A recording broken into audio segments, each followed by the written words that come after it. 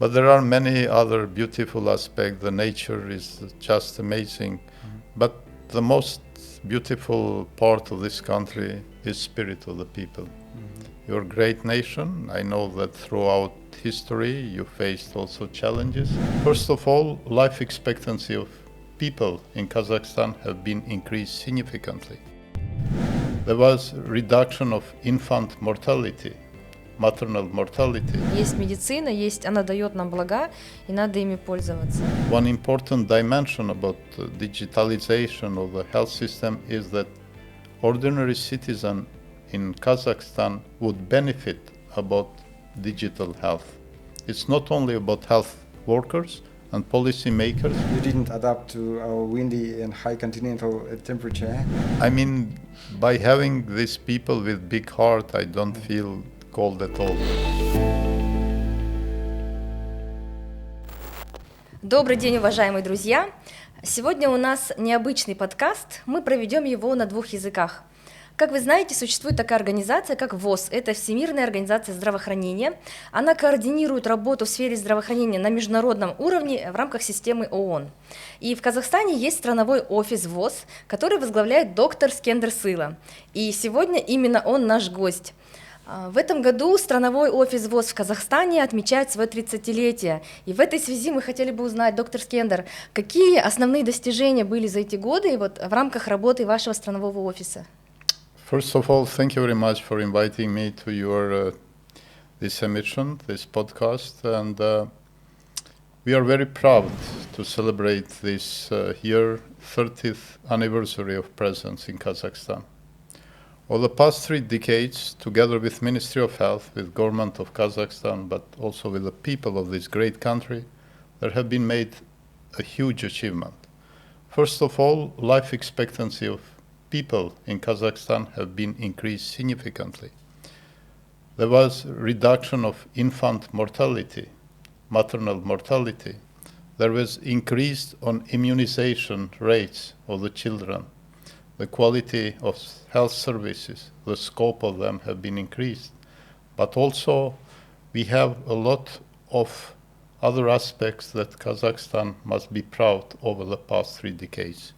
As you know, Kazakhstan is having a leading role on primary health care since Almaty Declaration and continued also for many years. Last year, for example, in Kazakhstan, in beautiful city of Astana, was held Regional Committee for Europe, which gathered 53 member states of European region, in which are made decisions for better health and well-being of people of European region, but also now Kazakhstan is having a leading role on strengthening primary health care. There are many other aspects that we can talk through this emission, but the most important is that we will continue to work with authorities, with people of Kazakhstan, and this country even would have better, healthier and safer future in years to come. Mr. Skender, next question is, how is your cooperation with the Ministry of Health structured? And can you explain to a broader audience the role of WHO in this partnership? Definitely, as you know, World Health Organization is member state-based organization. We have our governing structures, which are main WHO office is based in Geneva. We have regional office for Europe, which is based in Copenhagen, and we have country office in Kazakhstan, which has been established 30 years ago. As I mentioned also before, over the past 30 years, we have had great cooperation with Ministry of Health and government of Kazakhstan. This cooperation is based on professionalism, on transparency.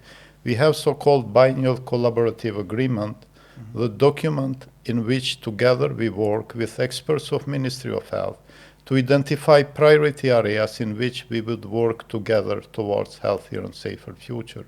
And based on the priority areas, this document is signed between our regional director, in this case is Dr. Hans Kluge, who is a great friend of Kazakhstan, but also Director General Dr. Tedros, and between Minister of Health. And after that, we have regular reviews of the progress made, whether it is on mental health, on primary health care, on infection prevention and control, on pandemic preparedness and response, on maternal child health, on tobacco. All these aspects are reviewed together with Ministry of Health, because whatever we do in this country, these are joint. We are working together with Ministry of Health, and we are not in isolation. But WHO works also with other UN agencies in Kazakhstan, like UNICEF, UNDP, in order to have a concerted, coordinated effort that whatever we do is effective, efficient, and the communities are benefiting. So the ordinary citizen of Kazakhstan would feel this difference into their daily life and to the health services and system in the country. What are the goals of organization in the coming year? Well, indeed, our main goal is to further improve health status of citizens of the Kazakhstan, together with Ministry of Health, to strengthen cooperation on technical areas, whether it comes to emergency preparedness and response, because Kazakhstan has been successfully together with WHO to get pandemic funds, which are about 20 million for coming 3 years. And this will contribute the health system to be better prepared for future emergencies of international concern, like we had, for example, COVID-19. And also the other issue that we are working very much is to increase health literacy of the people. That ordinary citizen of Kazakhstan, irrespective whether it's in Astana, in Almaty, or in other parts, Turkestan or wherever, they would be responsible for their own health. They will, for example, do regular physical activity. They will eat healthy food. They will avoid bad habits like tobacco, alcohol consumption, and they would do regular visits to the medical doctor. But because health shouldn't be seen only within the walls of health institutions. Whatever we do with regard to our health depends on air that we breathe every day, on water that we drink, on food that we eat, and on behaviors that we do. In all these dimensions, WHO work on air quality standards, on water quality standards, on food safety related issues, on healthy behaviors of the people, and this are done through regular capacity building training, but also providing day-to-day information through our communication teams through different channels. And I consider that also this channel would contribute somehow to increase awareness amongst the citizens of Kazakhstan. Вообще действительно здорово, что у нас есть много таких проектов совместных и на международном уровне, да, и на уровне страны. И в этом году, как вы знаете, у нас в Казахстане началась масштабная акция, это вакцинация против вируса папилломы человека. Это действительно прорыв для нашей страны, я думаю, что и государство готовилось к нему. Вот как вы, доктор Скендер, оцениваете подготовку Казахстана к этой вакцинации? Indeed, this is a very, very important milestone that Kazakhstan has undertaken to introduce HPV vaccine into the regular calendar of immunization, and girls of 11 years of age would be vaccinated by HPV. Kazakhstan is joining more than 130 countries worldwide that they are already started this process many years ago. Why I'm saying this is very important milestone for the country, for people, for future of this country is because in this country every year about 800 women die from the cervical cancer. These are not numbers. These are lives of the people. These are mothers, daughters, sisters of someone. Many of them, they have children, they may be abandoned. There is suffering on their families. And that's why it's important that this undertaking, that Kazakhstan bought very high quality vaccines, every parent should be responsible that the children would be vaccinated.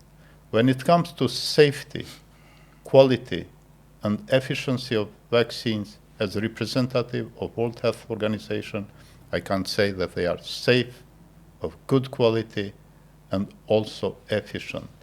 So far in the world, more than 500 million vaccine has been administered.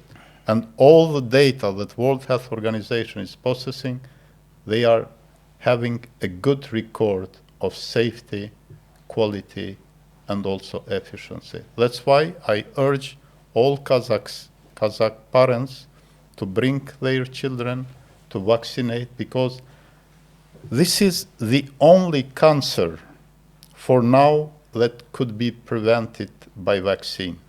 No other cancers. Now there are research that maybe in the future also lung cancer can be prevented, but for now we have only this vaccine that prevents cervical cancer, and that's why it's very important that united we work together towards healthier future of Kazakh children today, of Kazakh girls that in future will become mothers and will contribute productively and healthy rather than being treated through the long period of time, or in worst cases, as I mentioned, 800 are ending lethally. So it's very crucial moment, and I congratulate government of Kazakhstan for undertaking this very important step.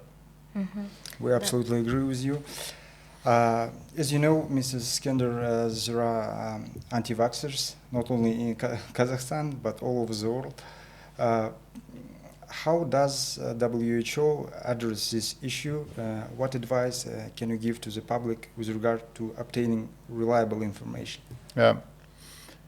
In the world that we live today, that people are exposed to different sources of information through social media, other platforms.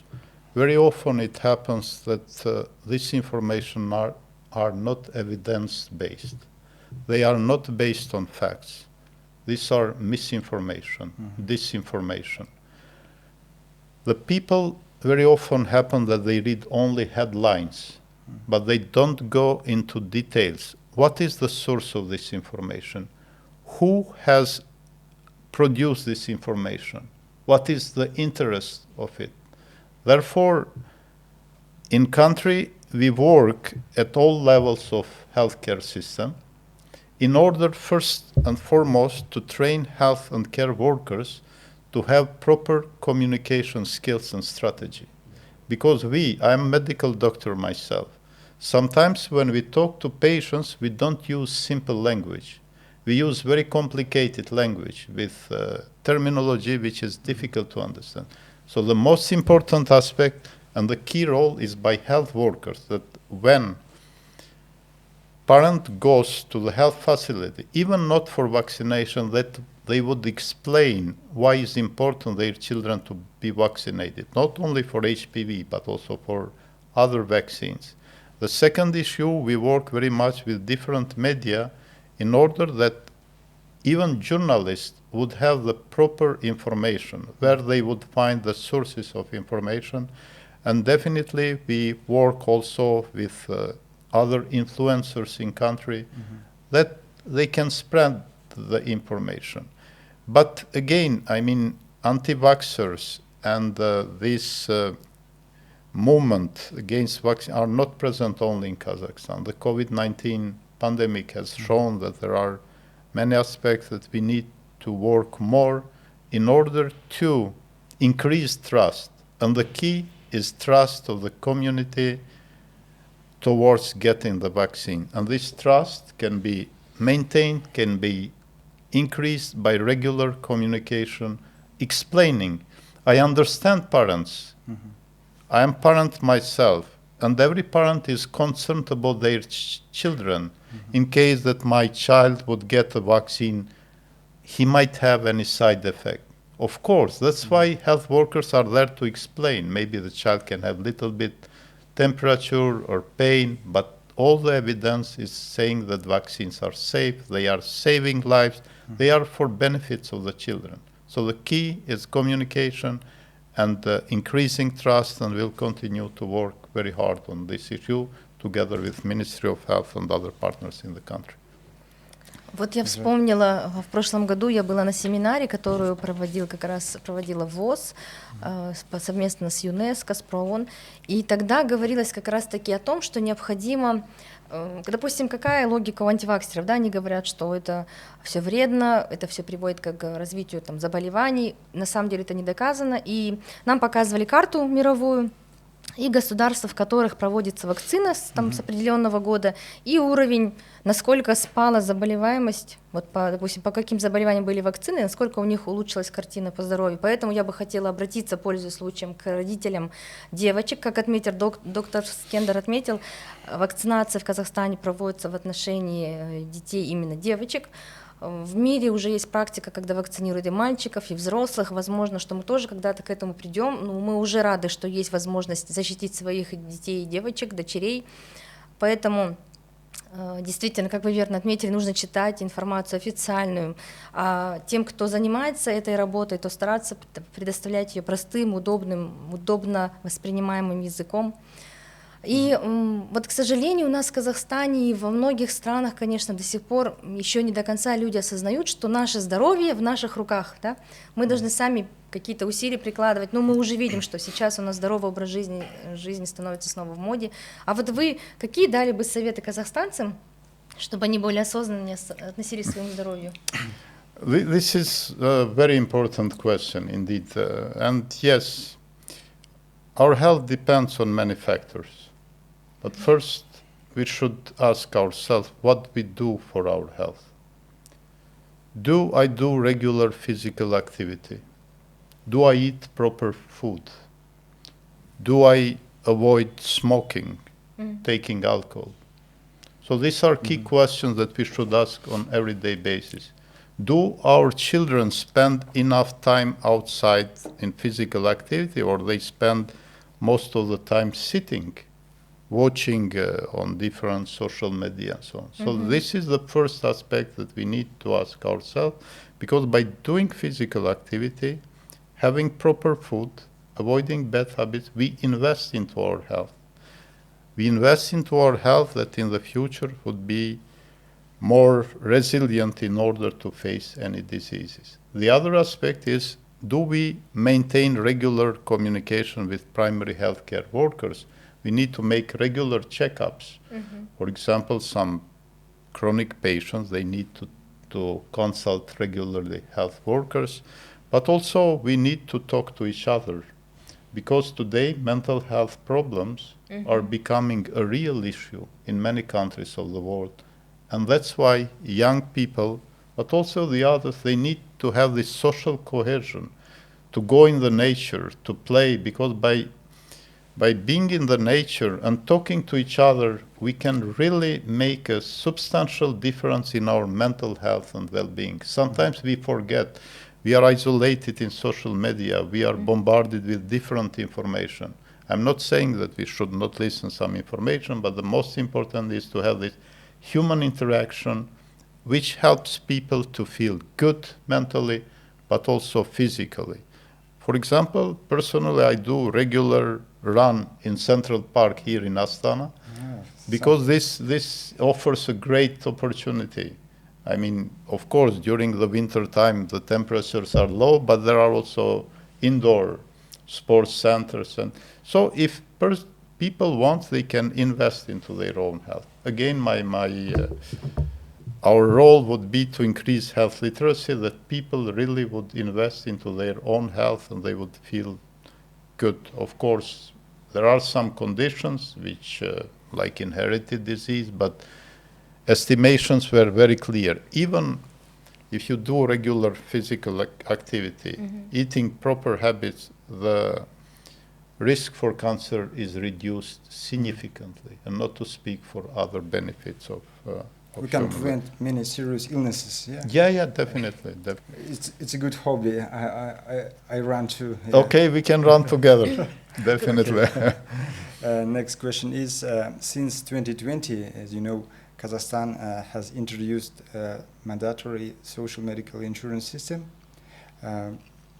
In your personal opinion, how successfully has it been implemented? In what is the experience of other countries? I'd like to remind you that people in Kazakhstan think that the system should be abolished. But it's clear that our healthcare system cannot sustain itself on the budget model. I mean, without additional funding. You are raising a very important dimension of functioning of health system, which is sustainable and proper health financing.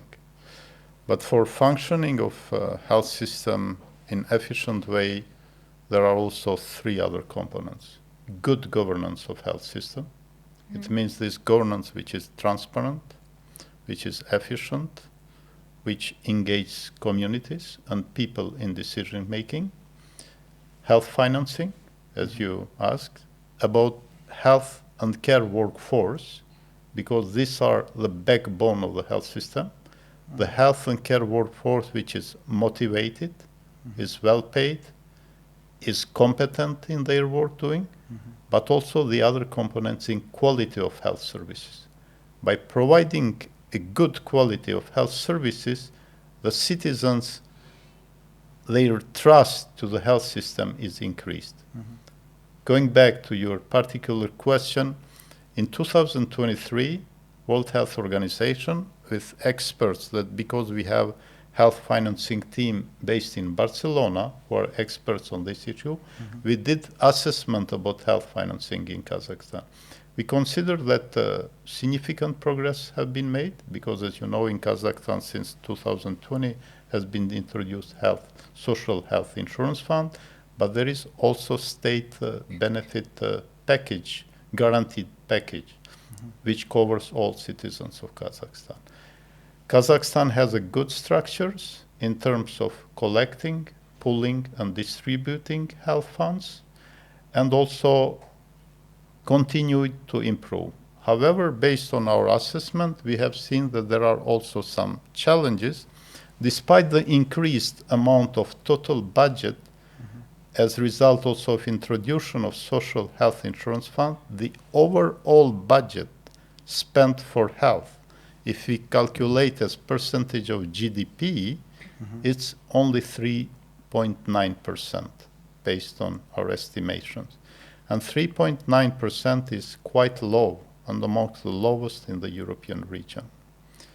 Apart from having, because when you recommend someone to increase budget, you need where the money is coming. It's not an easy answer because money needs to go also for education, for sports, for culture, for many other sectors.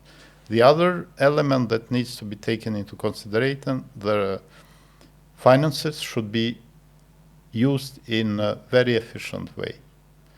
For example, we did analysis about infection prevention and control in healthcare facilities in country. In case that WHO standards are applied rigorously, the country could save about $80 million on the number of the patients that are infected and being treated, but also on unnecessary procedures that are being administered. The other aspects that I would like is that very often it happens that the prices that are paid to the providers are low and they cannot cover optimally the services. It can cause consequences to quality of health services, but also to some cases informal payment. The other issue that I would like to bring and needs to be addressed in the future, Kazakhstan needs to develop a single health financing country strategy, which would set a very clear goals, clear directions, and clear mechanisms how the country would finance the future health system. Because also one of the weaknesses is that the budget that is estimated about health needs of the people is more historical. This year, for example, or last year, were put this money for treating this condition and based on historical budget rather than on evidence-based analysis. Despite the progress that has been made, still country is facing several challenges, and WHO will continue to work and we are working with authorities in order to address this issue and to have high-level policy dialogue with all people engaged, because health is not business only of Ministry of Health, it's Ministry of Economy, Finance, the citizens themselves, and we hope to try the best answers to address the challenges that are raised. That's right. Да, вот у нас эта реформа проходит уже 5-й год, и не все, конечно, еще приняли ее морально, и много изменений еще предстоит нам пройти, но уже есть уже достижения хорошие. И мировой опыт действительно показывает, что страховая модель здравоохранения, за ней будущее. И вот в рамках реализации системы ОСМС как бы государство и Минздрав, и наш фонд проводят попутные изменения. Вот мы сейчас занимаемся цифровизацией здравоохранения. Конечно, есть в связи с этим проблемы. При интеграции информационных систем у нас немного могут страдать учет потребления, потому что пока все это интегрируется в одну систему. Есть сложности с оплатой медицинской помощи, есть кое-какие задержки, которые постепенно все это восстанавливается, наращивается. Но вообще нужна ли автоматизация процесса? Вот в мировой практике как? Может быть, мы спешим, может быть, нужно пока также на бумаге работать. Поделитесь опытом. In today's world, where everything is digitalized, we cannot even imagine to have health system without proper digitalization. Digitalization is not an option, but it is necessity. That's why World Health Organization is working with authorities of Kazakhstan in order to further strengthen this, because digitalization doesn't mean just to have computers, connectivity, but to have a good governance, a right mix of health experts, IT experts, and policy in places that they would monitor regularly the process of analyzing the data. But also, one important dimension about digitalization of the health system is that ordinary citizen in Kazakhstan would benefit about digital health. It's not only about health workers and policy makers, but also on the other dimension. For example, Kazakhstan made a huge progress on e-governance. Based on the latest assessment of the UN report, they are on 24th place about electronic governance. This is huge progress, but still we are facing some problems on interoperability of the data. In some, we don't receive information in time when it comes to health information system. There are some paper-based. We still do not have very much integrated, and all these issues requires some more time, but also training of health and care workforce, but also clear policy directions from key policy makers and decision makers in order to move ahead this agenda. And WHO will continue to support, because under the pandemic fund that I mentioned, we have also very important component on digital health, and we will continue to provide further support to the government of Kazakhstan in order to strengthen, because digital health is evolving situation, and based on the situation that it is evolving, we need also to address the challenging needs of the population. But Kazakhstan can also learn from other countries, how they did. That's why in WHO European region, we often organize also study tours, bring experts and share experiences from other countries, how they. I'm not saying to be imported, because Kazakhstan is a unique country with a large territory, with its uniqueness aspects, and all is done together with local experts. We are not here to preach, but to work together with national health experts and other IT experts in order to strengthen this, etc. So in conclusion, there is progress, but still there are some areas that we need to work together to be improved. That's right. Mr. Skender, what are the challenges facing global medicine? Our doctors and the scientists suggests that a new wave of diseases and viruses is on the horizon. Definitely, we live in the world that we see a huge of the climate change is significant. We see this interface between environment, animal, and human health, because also COVID-19 pandemic that was caused, this was the result of not addressing properly our environment that we live, deforestation, and after that, viruses being transmitted from animals to humans. So one of the major challenges that the world will be facing is that the new viruses, new bacteria may emerge, and that's why the health system needs to be prepared. The other challenge is antimicrobial resistance. Antimicrobial resistance means that when bacteria are entering into our bodies, even if we take antibiotics, these antibiotics are not effective towards them. And it is considered that by 2050, antimicrobial resistance would be one of the major challenges in case that new antibiotics are not discovered. That's why even now in United Nations General Assembly in New York, in which was present also the Vice Minister of Health, Dr.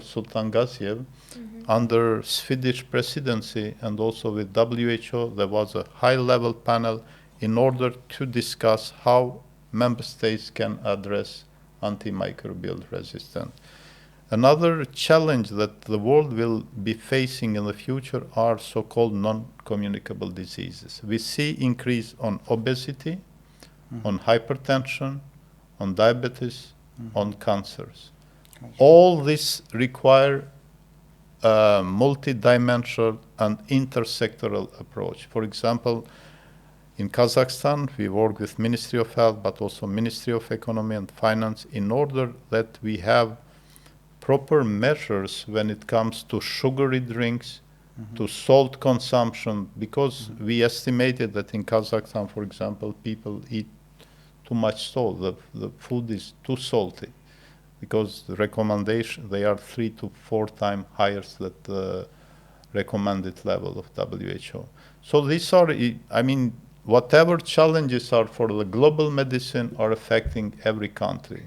No country can say that they are in safe island, that they could be safe, because we live in the world of globalization, and any virus that might emerge in any part of the world can come to the country in a very fast manner. So these are few issues, and you mentioned also earlier, anti-vaxxers also is one of the challenges that people, because if we don't continue to increase the number of people vaccinated, for example, last year we had the measles outbreaks in country, pertussis and the others, and that's why these are issues that the public health would be facing in the future.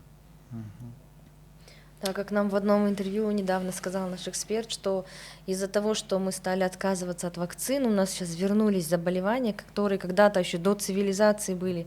Поэтому нам нужно быть чуть уже осознаннее, да, глубже мыслить и защищать себя. Есть медицина, есть, она дает нам блага, и надо ими пользоваться. How many years have you been living in Kazakhstan? Okay, in Kazakhstan I am since February 2023.